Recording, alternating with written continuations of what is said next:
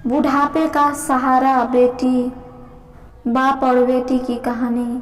छात्राओं के एक विद्यालय में नई अध्यापिका आई जो बहुत सुंदर थी। बस थोड़ी उम्र ज़्यादा लग रही थी, लेकिन उसने अभी तक शादी नहीं की थी। सभी छात्राएं उसे देखकर तरह तरह के अनुमान लगाया करती थी।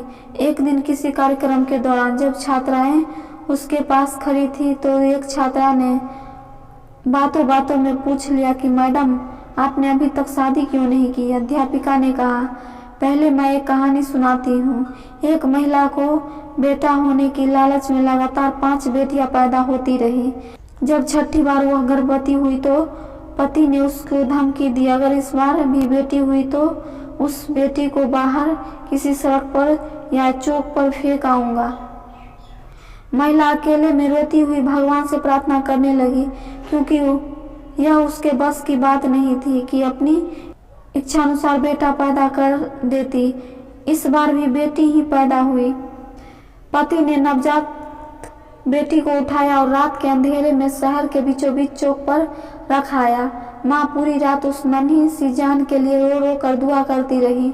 दूसरे दिन सुबह पिता जब चौक पर बेटी को देखने पहुंचा तो देखा कि बच्ची वहीं पड़ी है।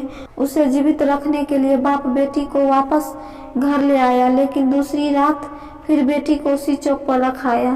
2-3 बार ऐसा हुआ।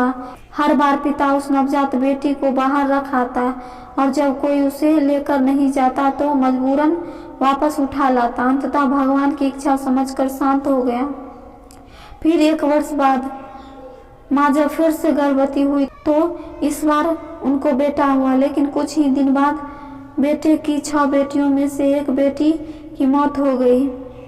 यहाँ तक कि माँ 5वीं बार गर्भवती हुई।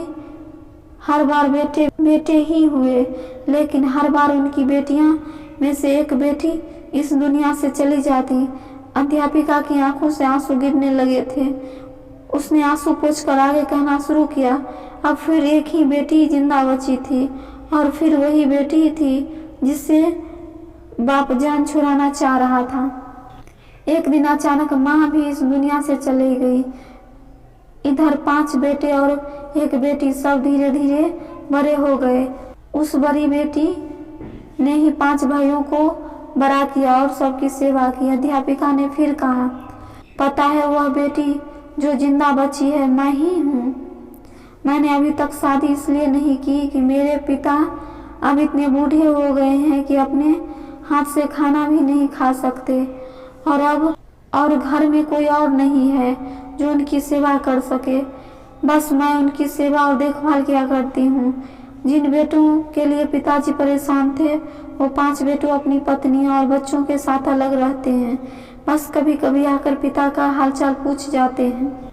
वो थोड़ा मुस्कुराई और फिर बोली, मेरे पिताजी अब हर दिन शर्मिंदगी के साथ रो रो कर मुझसे कहा करते हैं, मेरी प्यारी बेटी, जो कुछ मैंने बचपन में तेरे साथ किया उसके लिए मुझे माफ कर देना।